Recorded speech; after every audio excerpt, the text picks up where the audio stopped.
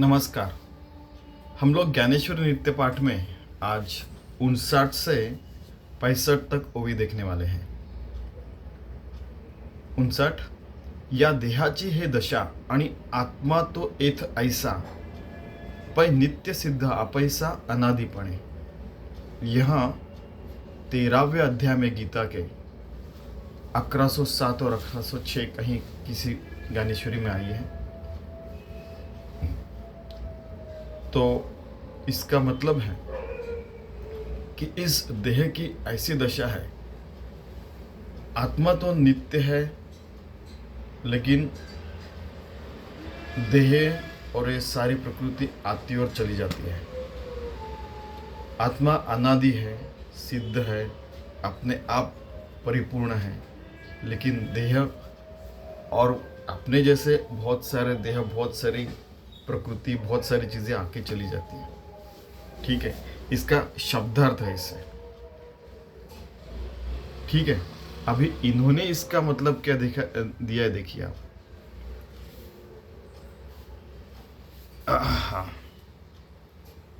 या देहाची दशा आणि आत्मा तो येत ऐसा पैनित्य सिद्ध पैसा अनादिपणे। यहाँ पे 1106 आई है। इस देह की अवस्था ऐसी है कि आत्मा यह स्थिर है, अनादि है, स्वतः सिद्ध भी है और नित्य भी है, लेकिन देह आते हैं और चले जाते हैं। इन्होंने यही कहा है। तो कहने का मतलब ये हमें उस आत्मा से एकरूप होके देह को उसको समर्पित करके हमें पूरा जीवन जीने का है। भक्त नसावे तरीस भक्त मनावे, यू जीवन जीती होगा, ऐसे होके भगवान से समर्पित हमारा जीवन जीना चाहिए। एक लवलेज भी नहीं रहना चाहिए, एक इतना सा छोटी सी अहंता भी नहीं रहनी चाहिए। कहने का मतलब ऐसा उनका। अभी 60 देखते हैं। सका ना निष्कळ, अक्रिय ना क्रियाशील, कृश ना स्थूल, निर्गुणपणे। ये उसके बाद की हुई है 1108। इन्होंने बताया है कि सका ना निष्कळ, यानी जो आत्मा है वो पूरा सब कुछ उसी से बना है और किसी से भी नहीं बना है। सब कुछ वही कर रहा है और कुछ भी नहीं कर रहा है। वो पतला चितला है या बहुत मोटा माटा बन के रखा है, ऐसा कुछ भी नहीं है। आत्मा के बारे में कुछ भी बोल नहीं सकते। वो निर्गुण निराकार है। उसको है बोलना भी गलती है और नहीं है यह भी बोलना गलती है।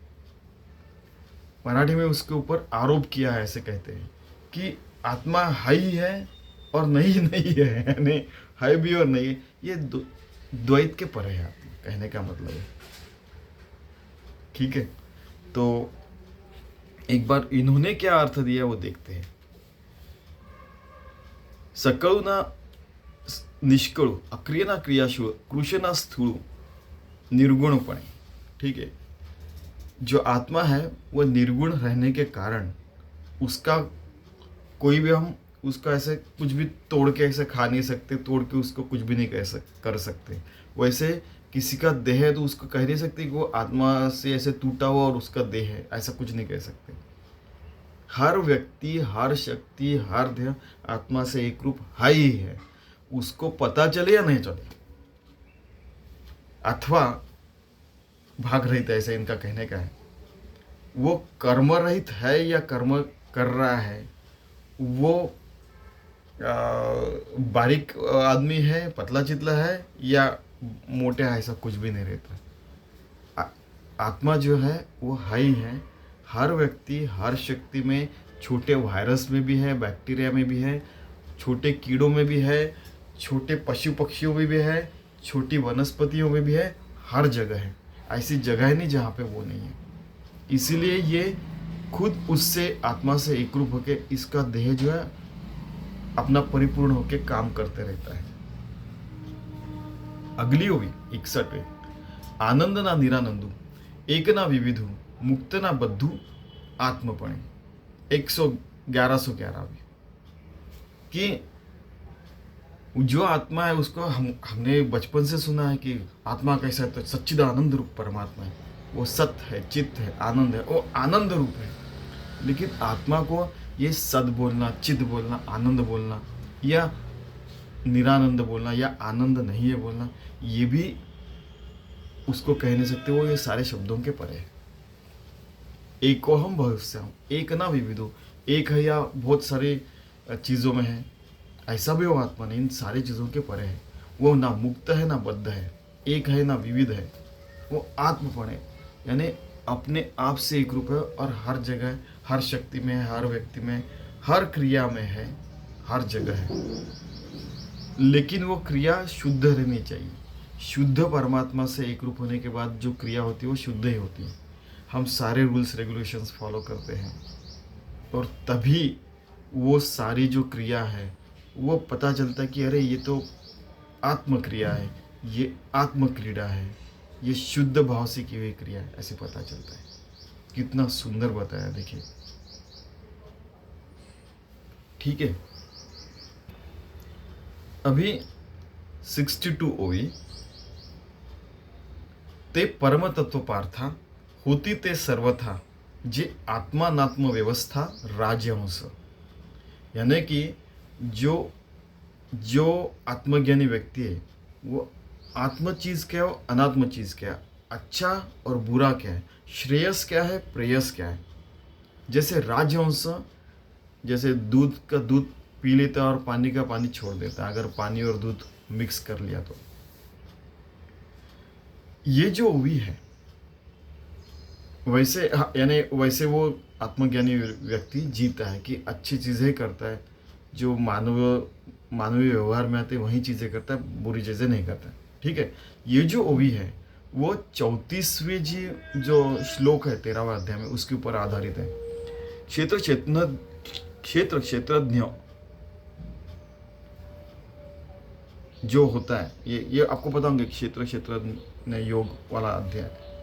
क्षेत्र क्षेत्रज्ञ योग एवं अंतरम ज्ञान चक्षुषा भूत प्रकृति मोक्षम च ये विदुर यान्ति ते परम, कि जो क्षेत्र और क्षेत्रज्ञ जो रहता है, ये पूरा क्षेत्र है, उसका क्षेत्रज्ञ यानी जो जानने वाला है, तो वो जो जानता है, जो अच्छी चीज़ें पूरी चीज़ें जानता है, ऐसे जिसको ज्ञान चक्षु मिल जाते हैं, यानी जिसको ऐसे दृष्टि आती है, वो व्यक्ति जो रहता है वो राजहंस के समान रहता है, कि वो तैर रहा है और अच्छी ज़िंदगी जी रहा है। इसका मतलब बहुत अमीर हो गया, बहुत पावरफुल हो गया, बहुत यानी सारी चीज़ें उसका आती है, सारे लोग उनको प्रणाम करते वगैरह, ऐसा कुछ नहीं। ऐसे कई लोग हैं जो आत्मज्ञानी, उनके नाम भी नहीं पता और वैसा राजहंस जैसे जीवन जी रहे हैं।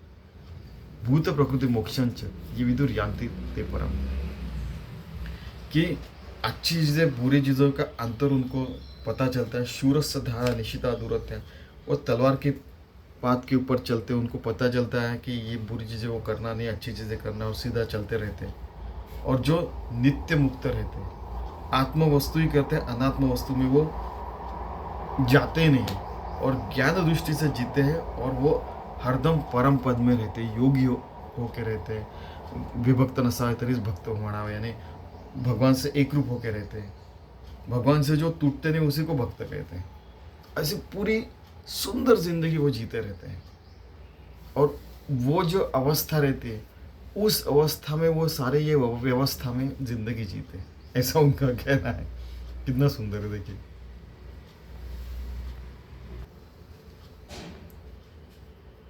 तो इतना सुंदर जीने का है और वो जीते रहते हैं राजहंस के समान। उनके ऊपर और एक कवि है, ऐसे निज निज ज्ञानी खेळत सुखे त्रिभुवनी जगत रूपा मनी साठवनी माते 63वीं हुई। ये 10वें अध्याय में 117वीं हुई है, और ये 8वां जो श्लोक है गीता का 10वें अध्याय का, उसके ऊपर आधारित है। अहम सर्वस्य प्रभो मत्तः सर्वं प्रवर्तते इति मत्वा भजन्ते मां बुधा भाव समन्विता। इनफैक्ट अगर ट्रांसलेशन के साथ पढ़ना है तो ऐसा है कि हम सर्वस्य प्रभो मत्तः सर्वं प्रवर्तते इति मत्वा भजन्ते माम बुधा भाव समन्विता, कि उनका कहना है कि सारे चीज़ों का आदि कारण कौन है? भगवान है। ये पूरे विश्व की उत्पत्ति कहाँ से हुई है? भगवान से हुई है। इसीलिए जो भगवान से एक रूप होकर रहता है, सबसे प्यारा उनको भगवान ही लगता है, जो आत्मज्ञानी हो चुके हैं, जो योगी हो चुके हैं, वो भक्त हो चुके हैं, एक भगवान से एक रूप हो गए, उनका जीवन बहुत सुंदर हो जाता है। कैसे हो जाता है कि आ, पूरी दुनिया में एक प्रकार से जो बच्चे जैसे खेलते हैं ना, थोड़ा सा खेलते हैं, गिर जाते हैं, फिर से रोते हैं, फिर से हंसते, फिर खेलते, इतना आसान उनकी ज़िंदगी हो जाती है। ये जैसे बहुत बार ऐसे लगता है कि कई लोगों ने देखा है कि बहुत सारे साधु संत है, वो उनका मन बच्चों समान रहता है, बच्चों के समान ही रहता है कि यानी ऐसे कहीं में भी वो घुल मिल जाते हैं अच्छे लोगों के साथ, बच्चों के साथ बहुत अच्छा व्यवहार रहता है, बहुत सारी चीज़ें आपको पता होंगी। ठीक है, तो उनका जीवन बहुत सुंदर हो जाता है। ऐसे ने जे निज ज्ञानी खेत सुखे त्रिभुवनी जगत उपा साठवनी माते। अभी इन्होंने अर्थ क्या दिया है कि जो ज्ञानी व्यक्ति, आत्मज्ञानी व्यक्ति ज्ञान से परिपूर्ण है, वो जगत से एक रूप हो जाता है। और क्योंकि पूरे जगत में परमात्मा है, उनके अंदर में भी परमात्मा है, ऐसे उनका जीवन हो जाता है। और फिर सुख से सारे व्यवहार, सारे कर्म, सारे धर्म, सारी यानी बच्चों की क्रीड़ा जैसे रहते, खेलते हैं, उस समान हो जाता है उनका, सहज हो जाता है जीवन, एक सहजता से वो जीते हैं। उनको भी सुख दुख जो अपने व्यवहार में आते हैं, सारी चीज़ें झेलनी पड़ती है, लेकिन उनको पता है कि ये बस ये ऐसा ही है। सबसे महत्व की चीज़ है वो परमात्मा है, उससे एक रूप रहना। फिर उनका जीवन सुखरूप हो जाता है, आनंदमय हो जाता है, और वे राजहंस के समान अच्छी जीवन, यानी यहाँ पे क्रीड़ा करते हैं, ऐसे कहते हैं कि वो सुंदर जीवन जीते हैं। ये अपेक्षा ज्ञानेश्वर महाराज की, समर्थ रामदास की, श्री कृष्ण जी की है हमसे जीने की। अगर ऐसा हो गया तो यानी ज्ञानेश्वर का प्रसादान जो है वो सच हो जाएगा, और सारे लोग कितना सुंदर जीवन जिएंगे। धरती पे स्वर्ग आना जो कहते हैं, स्वर्ग की परिभाषा कुछ भी होंगी, लेकिन असली स्वर्ग की परिभाषा इन्होंने कहा है कि हर व्यक्ति आत्मज्ञान में जी रहा है, उसको स्वर्ग कहते हैं। कोई भी स्वर्ग की बातें करते रहता है, वहाँ पे ऐसा रहता है, वैसे रहता है, ऐसा कुछ नहीं। हर कोई भगवान से एक रूप होके अच्छी ज़िंदगी जी रहा है, किसी को तकलीफ नहीं पहुँचा रहा है, उसको स्वर्ग स्थिति कहते हैं, मन की स्वर्ग स्थिति कहते हैं, उसी को भक्त रूप कहते हैं, उसी को योगी कहते हैं। क्या कपड़े पहने, कौन सा देह है, कौन सी व्यक्ति है, कौन सी शक्ति है, कौन सी एंटिटी, उसको कुछ मतलब नहीं। कितना सुंदर देखिए।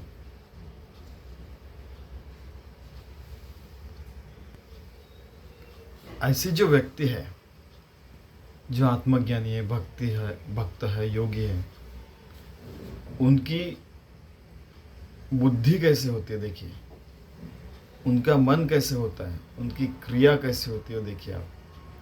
हे विश्वची माझे घर, ऐसी मती जयाची स्थिर, किंबहुना चराचर आपण झाला। 64वीं ओवी, ये 12वें अध्याय की 213वीं ओवी है। और ये जो है, ये 19वां जो श्लोक है 12वें अध्याय की, उसके ऊपर आधारित है। तुल्य निंदा स्तुतिर मौनी संतुष्ट ये न केनचित अनिकेत स्थिरमति भक्तिमान में प्रियो न रहा। आपको बताऊंगा कि निंदा और स्तुति उसको समान रहते हैं। जो मौनी है या बात कर रहा है, उसको कुछ फर्क नहीं पड़ता, हरदम संतोष वृत्ति में रहता है, और किसी के ऊपर भी आश्रय नहीं रखता, यानी कि ये मेरा काम कर देगा, ये हो जाएगा, फिर मैं सुखी रहूँगा, ऐसा कुछ नहीं। ये मेरा काम हुआ तो मैं सुख होऊंगा, ऐसा कुछ नहीं। जैसे भगवान ने रखा वैसे मैं सुखी हूँ, ठीक है। और उसकी बुद्धि हरदम स्थिर रहती है। स्थिर कहाँ हो सकती है? केवल भगवान के ऊपर स्थिर हो सकती है। भक्त विभक्त नसावे तरी, भगवान से एक रूप है तभी आप स्थिर बुद्धि हो सकते हैं ना, तभी आप योगी कहला सकते हैं। तो योगी भक्त एक ही शब्द के दो अर्थ हैं, और वही भक्त मुझे बहुत प्रिय रहता है। उसका मतलब है 19वें श्लोक का, तो उसी के ऊपर यह है कि हे विश्वची माझे घर, ऐसी मती जयाची स्थिर, किंबहुना चराचर आपणची झाल। आपने सुना होगा बहुत लोगों से, जो भी मराठी में प्रवचन करते होंगे या कहानी बताते होंगे, तो उनके मुख से ये हरदम सुना ही होगा आपने। इसका मतलब इन्होंने क्या लिखा है देखो, ये विश्व ही मेरा घर है। ऐसी जिसकी बुद्धि स्थिर हो चुकी है, जिसका निश्चय दृढ़ हो चुका है, और उसको स्थावर जंगम जो है, स्थावर जंगम यानी जो स्थिर है और जो आने वाले जाने वाले है, है नहीं, वो सारी चीज़ें आपको पता है, वो खुद वो बन चुका है। इसका मतलब है कि जो अपने खुद का रिफ्लेक्शन बाहर, यत पिंडे तत् ब्रह्मांडे, और बाहर का रिफ्लेक्शन अपने अंदर, रिफ्लेक्शन यानी अपना प्रतिबिंब देखता है, कि अपना प्रतिबिंब बाहर देखता है, बाहर का प्रतिबिंब अंदर देखता है, बाहर में परमात्मा देखता है, उसी का प्रतिबिंब अंदर अपने अंदर के परमात्मा में देखता है। हर जगह उसको परमात्मा ही दिखता है। कितना सुंदर! उसका मन इतना स्थिर हो चुका है कि हर जगह भगवान ही है, और ये पूरा विश्व ब्रह्ममय ही है। ब्रह्मम सत्यम जगन मिथ्या, जगन मिथ्या गल चुका है, ब्रह्मम सत्यम ही उसके मन में फिट हो चुका है।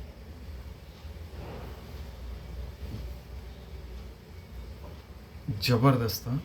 इसके बाद की वो भी इसको लग के ही आई है, मग याही वरी पार्था माझ्या भजनी आस्था, तरी तयाते मी माथा मुकुट करी। यानी श्री कृष्ण कह रहे हैं, ज्ञानेश्वर महाराज कह रहे हैं कि अरे पार्थ, मेरे भजन में, भजन अभी हमने बोला भक्ति यानी भगवान से एक रूप होकर जो बातें करता है, जो गाना गाता है, उसको भजन कहते हैं। तो भगवान से एक रूप कह रहे तो, और उस भजन में आस्था है, पूरा अपना जी जान झोंक के वो गाना गा रहा है, वो उसके मन से निकल रहा है, वो गा रहा है नहीं गा रहा पता नहीं, भगवान नहीं गवा रहा है उससे। ऐसे भक्तों को मेरे माथे के ऊपर लेके मैं नाचता हूँ, ऐसे मुकुट करे ऐसे कहता है कि उसको मुकुट जैसे मैं बना लेता हूँ। हमने देखा है कि अब पंढरपुर वारी जाती है, लोग जाते हैं पंढरपुर में, या तो आळंदी से जाती है या तो देहू से जाती है, तुकाराम महाराज के यहाँ से, आळंदी यानी ज्ञानेश्वर महाराज के यहाँ से। तो आपने देखा होगा कि वो ज्ञानेश्वर ऐसे सर पे रख के वो नाचते, माऊली माऊली ज्ञानेश्वर माऊली करके नाचते।